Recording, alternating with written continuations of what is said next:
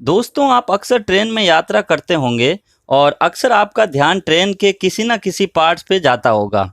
दोस्तों, आपने ट्रेन के रूफ पर लगे इस इक्विपमेंट को भी अक्सर देखा होगा, जो पावर सप्लाई लाइन के कांटेक्ट में रहता है।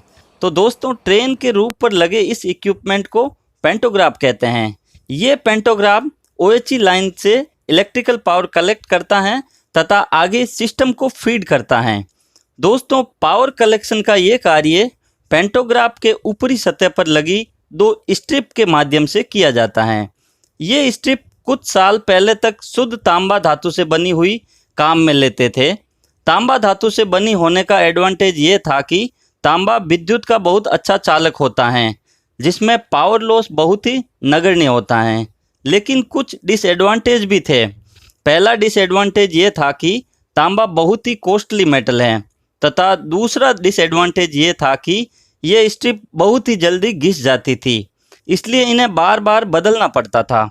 इसके अलावा कभी कभी इन स्ट्रिप में गड्ढे बन जाने से ओएचई वायर इसमें फंस जाते थे, जिससे ओएचई लाइन को क्षति होती थी। तो ओवरऑल देखा जाए तो बहुत ज़्यादा मेंटेनेंस वर्क रहता है। लेकिन अभी जो पेंटोग्राफ की स्ट्रिप हैं वे कार्बन से बनी होती हैं। इन्हें कार्बन स्ट्रिप भी कहते हैं। तो आप ये जो ट्रेन के ऊपर लगे इक्विपमेंट को देखते हैं, इसमें कार्बन स्ट्रिप लगी रहती हैं। कार्बन स्ट्रिप की मेंटेनेंस बहुत ही कम है, ये लंबे समय तक चलती हैं। कार्बन बाकी मेटल से नरम या सॉफ्ट होता है, तो ये ओएचई लाइन को भी हानि नहीं पहुंचाता है। ये ज़्यादा कॉस्टली भी नहीं होती है, तो इसकी भी अगर ओवरऑल अपन बात की जाए तो कार्बन स्ट्रिप के बहुत फ़ायदे हैं। आपको पता है कि जब ये स्ट्रिप नई होती है तो इस पट्टी की जो मोटाई है, जो विड्थ है, वो 16 mm होती है। जब ये घिसते घिसते 3 mm हो जाती है तो इसे कंडम मान के निकाल दिया जाता है तथा इसकी जगह नई कार्बन स्ट्रिप लगा दी जाती है। वर्कशॉप में इस कार्बन स्ट्रिप की समय समय पर थिकनेस चेक की जाती है। इस कार्बन स्ट्रिप में एक प्रोटेक्शन सिस्टम भी लगा होता है।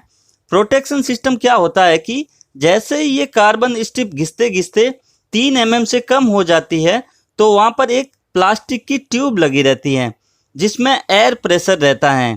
थोड़ी सी घिसते ही ये ट्यूब फट जाती है, जिससे एयर प्रेशर निकल जाता है, जिससे इस ट्यूब के मार्ग में लगा एक न्यूमेटिक स्विच ऑपरेट हो जाता है। ये न्यूमेटिक स्विच पेंटोग्राफ को डाउन करवा देता है, जिससे ओएचई लाइन तथा पेंटोग्राफ दोनों ही क्षति से बच जाते हैं। जो ड्राई वेदर कंडीशन होती है उस कंडीशन में ये स्ट्रिप बहुत चलती हैं, लेकिन बारिश की सीज़न में ये बहुत ही ज़्यादा घिसती भी है। ओवरऑल देखा जाए तो ये कार्बन स्ट्रिप 1.5 साल से भी ज़्यादा चल जाती है।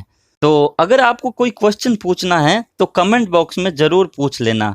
तो मिलते हैं। जय हिंद।